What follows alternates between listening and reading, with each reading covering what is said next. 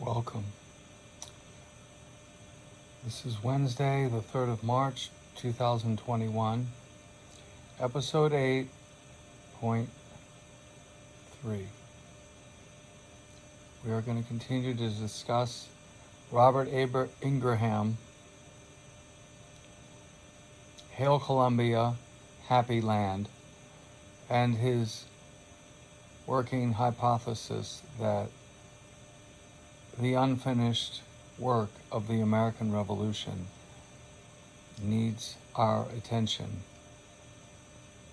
The moral principles, the universal moral principles of the American Revolution can be shown to be anti-oligarchy, anti-tyranny, and anti-slavery. There were at least a dozen key founders that were committed abolitionists forming a manumission society in New York State, and they were gathered around Alexander Hamilton. He was essentially the leader. He was an orphan from the islands who was sponsored. He was recognized by very intelligent Jews that, for whom he worked, the Kruger Trading House, that he should be sent north for an education in New York City at King's College, which is now Columbia University. He was recognized for his brilliance. He was red-haired and blue-eyed. He was an orphan.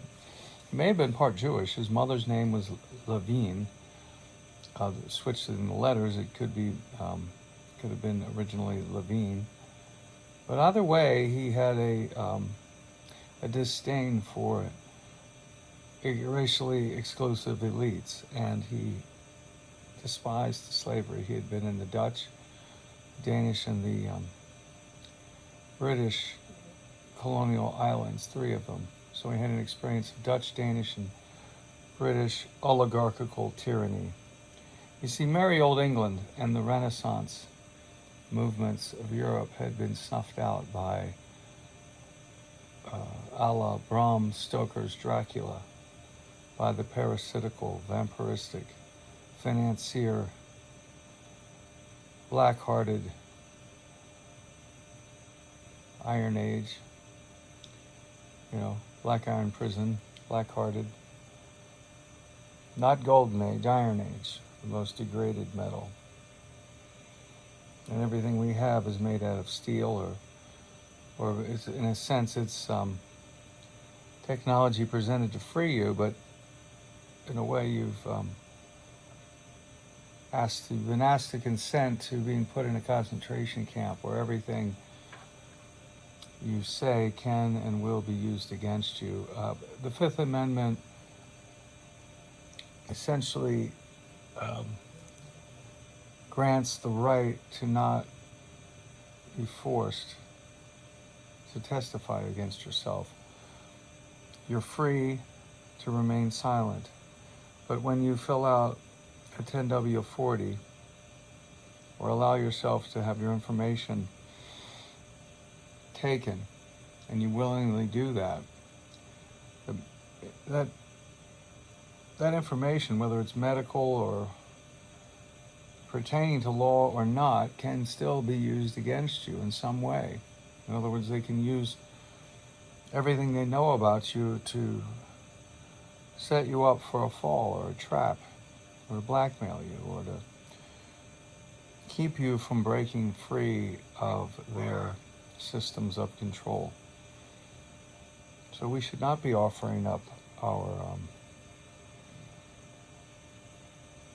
signed confessions,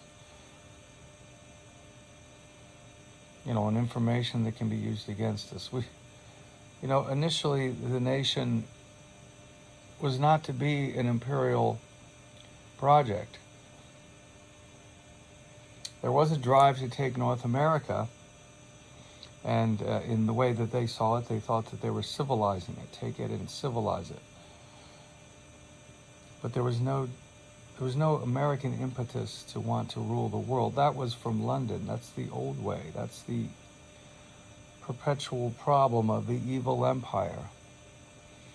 And the rebel forces, or the Republican forces, the forces of freedom, the hardier types, they move west They move north and they move west throughout.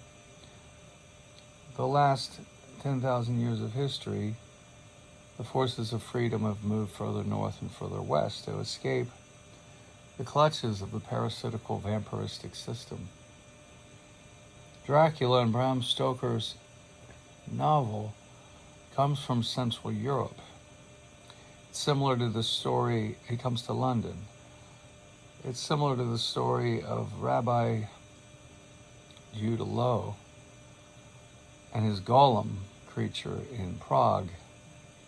In other words, there's some sort of black magic that he gives or exchanges with Queen Elizabeth's occultist and court astrologer John Dee, and the legend was that somehow John Dee and the Imperial Project and the black magic or the dark side of the Kabbalah was used to turn back the Spanish Armada and have them sail into a storm to be destroyed. The Spanish Armada was invading England in 1588 against Protestant Queen Elizabeth, who was considered an apostate by the Catholic Philip, King of Spain, and the outnumbered English Navy won this encounter because of the fortuitous circumstance of the storm,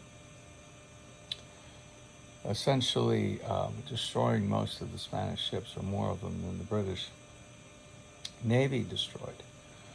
But this question of casting spells and geopolitics and choosing a place from which to rule the world.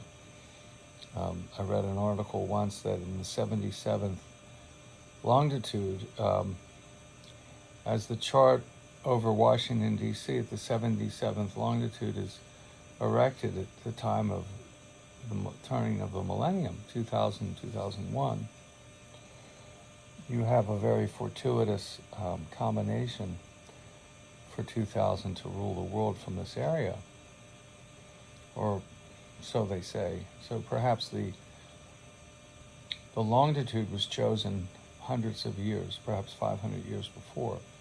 Neptune and Pluto move in 500-year cycles, roughly, of 492 years.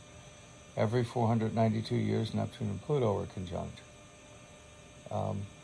Have we, as Western civilization, run its course since the Renaissance? The Renaissance essentially comes together in 1440 in Florence, and there's a notion of reconciliation between the Eastern Orthodox Church and the Western Holy Roman Catholic Church, and peace and accommodating the questions and criticisms in the interest of a greater peace and harmony. The oligarchical method, of course, is to constantly divide nations between Protestant and Catholic, or along ethnic lines, for instance, Irish, and that would go with Catholic in the UK, and Protestant. You have the Puritans, and then the various Protestant denominations, and the Pilgrims, and there's Episcopal and Baptist and Methodist. But there's a way of stimulating everybody to become polarized, and then you can even dress up one black ops group as, for instance, you could dress them up in Ireland as the IRA and have them do a bombing and have everybody know, oh, so they think they know, the IRA just did this horrific bombing, now don't you hate the IRA? And then that would discredit Irish independence. But it wasn't really the IRA who did the bombing. These kinds of things do occur. And this is the problem with what's happened to our republic. It's been subverted. This happy land that Robert Ingraham has so adequately defended. He's not defending the land. He's defending the notion of the land of pleasant living. And the land of pleasant living, the land of the pure land, is a place of doing good for its own sake. This is directly connected to Leibniz's essay Felicity, and the pursuit of happiness, and the reason why Benjamin Franklin and the committee behind the Declaration of Independence had Thomas Jefferson finish and complete the Declaration by showing that it's not just that John Locke would have it. It's not that way. As John Locke would have it, governments are instituted to protect life, liberty, and property, which includes slaves and loot acquired. In other words, there's no morality in John Locke's system. There's simply order or disorder. It's the same with Thomas Hobbes. There's either civil war, civil unrest, man in the state of nature where his life is short, nasty, solitary, brutish.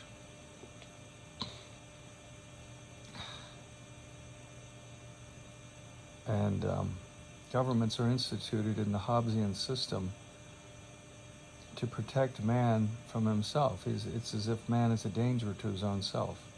In other words, he deserves to be in a military prison, psychiatric hospital. He's a danger to himself. Perhaps the earth is this.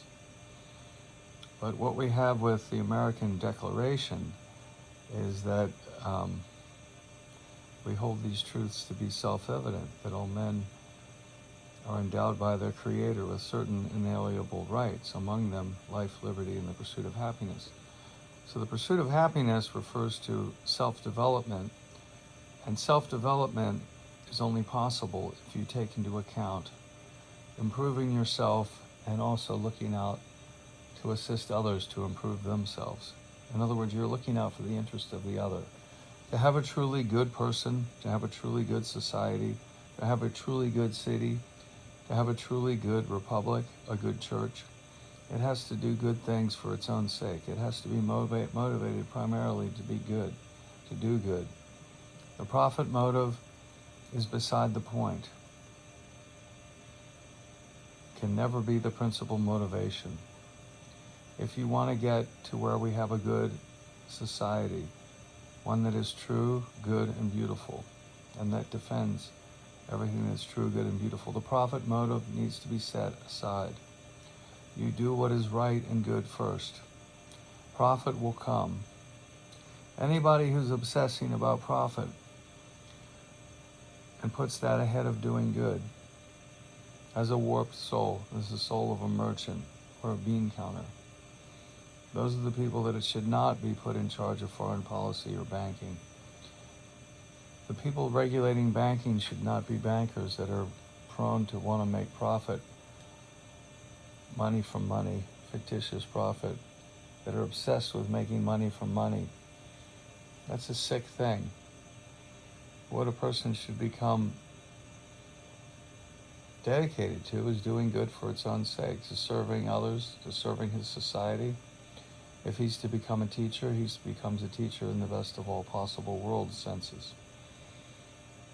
Now that becomes very difficult when you're in a situation where, for instance, students may be required to violate their constitutional rights, to forego the idea, the ideal, the moral, universal moral principle of only taking treatment based upon informed consent. If you're going to require children to be vaccinated and not allow them to know the effects of the vaccination and to not know the ingredients, you're asking them to forego reason and just blindly accept as if they were just no better than dogs or cattle, no better than pets. There is no place for forced vaccinations in a free society, just as there's no place for slavery in a free society. All right, we're coming up on the 15-minute mark.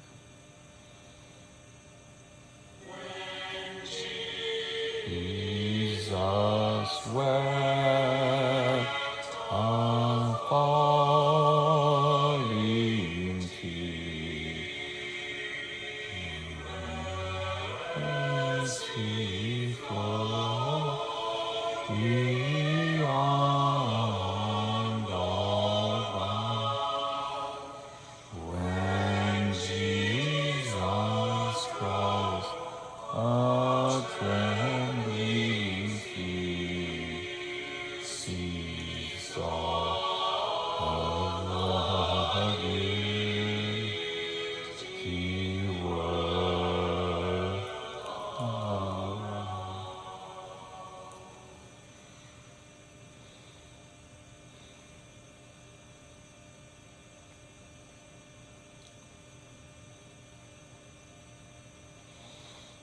Just switching the music. That was William Billings, colonial psalmodist, who's buried in Boston Common. He was the best-selling music writer at the time of the American Revolution.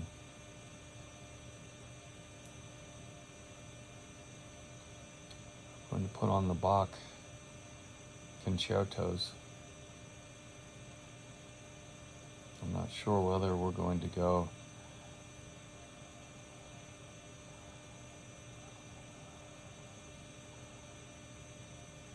I think I will do harpsichord, do violin, do harpsichord.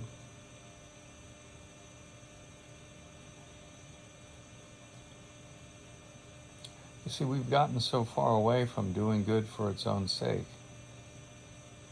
That's an ideal from the military academy. That's an ideal from properly constituted religious group, or from a monastery. That's the way that you would do a good church. You would encourage people. You do good for its own sake. Teach people to do good. To always do good. To always seek to do good. There's no reason to just seek to come up with schemes, to sit around and scheme, to make money from money. That's a pretty pathetic existence. But unfortunately, that is Wall Street, and Wall Street is not the American system. It's diabolically opposed to the American system, which, based upon the preamble to the U.S. Constitution, states, in no uncertain terms, a series of broad goals, overarching overview, big picture goals that the free market never discusses. We the people, in order to form a more perfect union, establish, ensure domestic tranquility, establish and provide for the common defense, promote the general welfare, ensure the blessings of liberty to ourselves and our posterity. In terms of the free market, if you've made money from money on your option or on your stock purchase or your stock sale, you're to feel a big rush of adrenaline if you've done well, or a big sad letdown. And you've served nobody, you've just simply gambling with money. And in the meantime, you've failed to develop a skill that would actually be useful to somebody. It's really, it's kind of a criminal class that sits there and speculates like that all day long. They're really providing nothing of use. Now, for instance, if we came up with a way to clean up the earth of all the radioactive byproducts of our nuclear reactors, filtering water to make it clean, of better desalination, replacements for nuclear coal, petroleum, or if we can't find replacements, better ways to refine, better ways to discover them. I don't think discover the petroleum products, discovering them and bringing them to the surface cannot involve fracking. It doesn't make any sense. These are questions of the good in terms of a long-term vision. This is not how the presidential debates are done. This is not how things are presented. Everything is upside down. Instead, it's presented as if, oh no, that's not practical. Everything is discussed in terms of the money raised for the campaigns. The money has nothing to do with it. The money blocks anything useful from being done.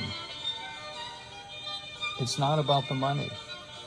The people who can't see the United States for what it was meant to be by the best of its founders and the best of its exemplars are living in a mental framework that is most of human history, where you just accept that things are tyrannical and that you live in a tyranny, and some are born to be slaves and others are free. And you don't do anything about it, and you don't concern yourself about it.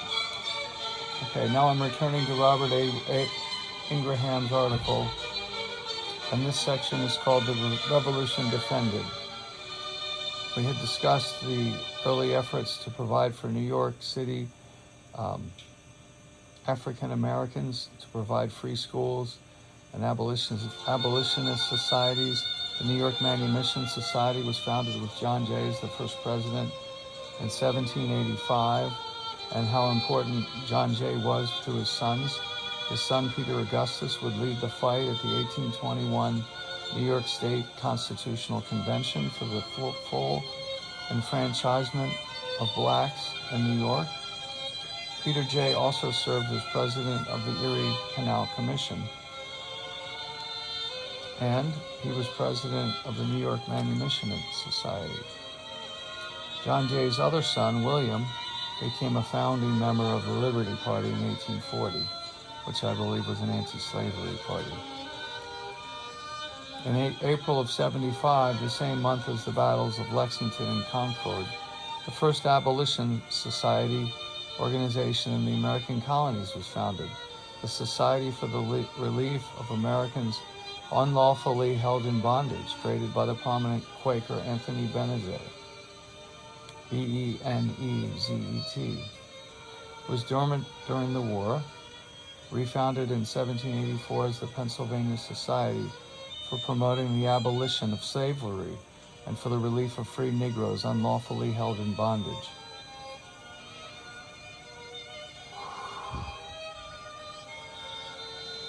And then there was an anti-Isaac Newton ally of Benjamin Franklin and Leibniz in the Philadelphia circle around Franklin by the name of C.A.D. Cadwallader D. Colden. He was the grandson of Cadwallader Colden, who was an ally of Ben Franklin, and he was a leading member of the New York Manumission Society. This grandson of Cadwallader D. Colden became the Manumission Society's first president in 1815 and was a champion in support of the African Free School.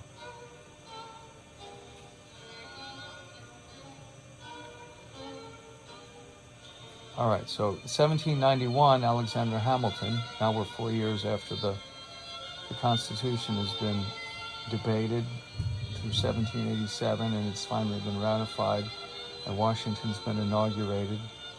And Hamilton authored his report on manufacturers and unveiled his formulation of a society for establishing useful manufactures. Hamilton declares the role and responsibility of the national government to foster the most rapid development of manufacturing, science, invention, and useful human creativity. This upward progress would be accomplished through a system of public credit and national banking, as well as through direct government action. This was a true declaration of independence from the oligarchical domination of the monarchies of the old world. You see, the Declaration of Independence is simply an intention that needs then to be prayed over and meditated over so that we can then come up with a policy that then affirms the intention and stabilizes it and erects it, puts it into law so that it can be something that is forever. The republic, though, that we had has been teetering because it has gone to serve the invisible empire of finance based in London and Wall Street. See, Wall Street is a British Trojan horse. The original American financier grouping that was pro-patriotic, pro-America First was in Philadelphia, and they were defeated, and after the American Civil War, completely bankrupted. Jay Cooke had sold bonds in support of Lincoln's efforts. Wall Street was not very helpful to Lincoln, and Lincoln said, "Let there be money," and printed greenbacks, and threw Wall Street in London into a tizzy because he printed the paper currency and said, "Let there be money," and then said, "All right, here's your money for cannon, uniforms, ammunition. Get cracking, let's win this war." All right, the revolution defended. On January 1st, 1808, New York City was gripped with the excitement of citywide celebrations. There were parades, parties, church services, and speeches all over the city. Most of these were led by leaders of the free black community, but many included large numbers of white citizens in an integrated display of patriotism. The reason for such joy? January 1st marked the day for the official national outlawing of the American slave trade. Reverend Peter Williams Jr. spoke at the AME Zion Church, delivering an oration on the abolition of the slave trade, and his speech was reprinted and distributed by the New York Manumission Society. 1 year later, again on 1 January 1809, the end of the slave trade was greeted once more. There were more parades with black men riding on horseback in uniform with sabers and others holding banners, which asked, "Am I not a man and a brother?" Again there were speeches. Williams spoke again, but there were also orations at several locations.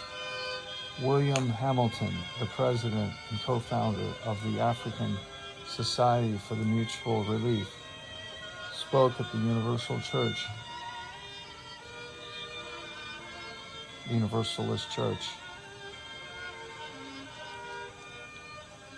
So they went on and celebrated. And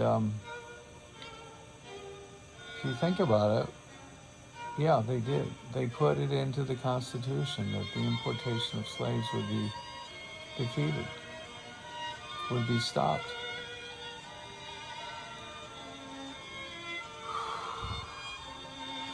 So listen to this.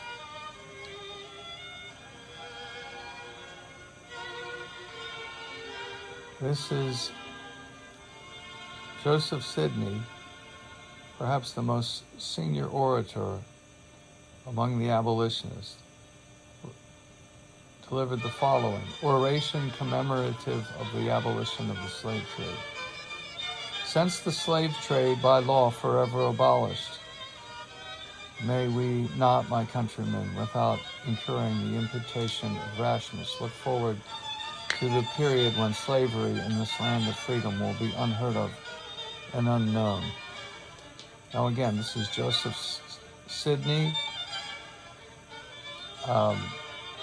speaking January 1st, 1809, the 1-year anniversary of the date that brought to an end the importation of transatlantic slave trade into the United States of America. William Hamilton, the president and co-founder of the African Society for Mutual Relief, spoke at the Universalist Church.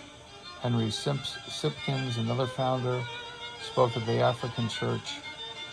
And Joseph Sidney, perhaps the most senior, spoke at a fourth location, delivering the oration commemorative of the abolition of the slave trade. And this is an important speech. Since the slave trade, to repeat, is by law forever abolished, may we not, my countrymen, without incurring the imputation of rashness, look forward to the period when slavery in this land of freedom will be unheard of and unknown. Yes, this is what we most ardently desire, what we fondly anticipate, and what I think we may with certainty expect to realize. Alas, what is man and what is he formed? Of what is he formed? How contradictory in his professions, how strangely inconsistent in his actions. No people in the world make louder pretensions to liberty, equality, and the rights of man than the people of the South, and yet, strange as it may appear, there is no spot in the expected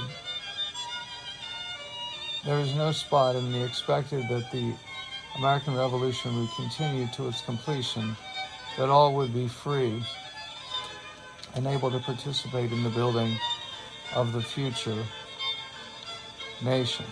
True human freedom to create, to be productive, to build a better society. This is what these individuals wanted, and this is what they anticipated.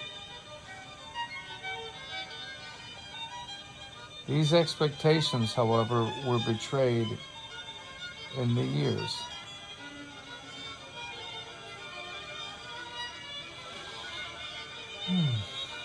Which followed.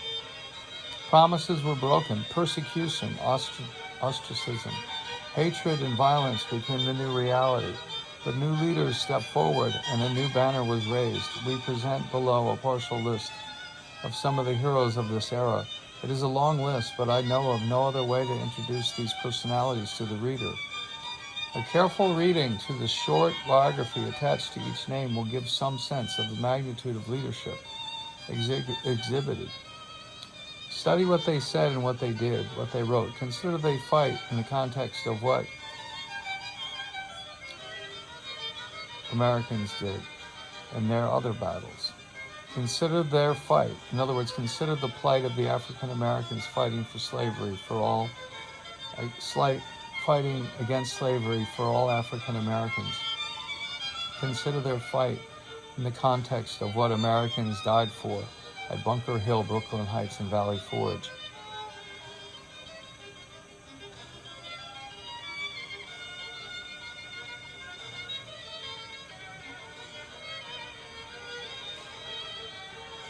This is from Richie Allen. Review with deep abhorrence the unmerited stigma attempted to be cast upon the reputation of the free people of color by the promoters of this measure that they are dangerous and useless when in the state of disenfranchisement in which they live in the hour of dangers. They cease to remember their wrongs and rallied around the standard of their country.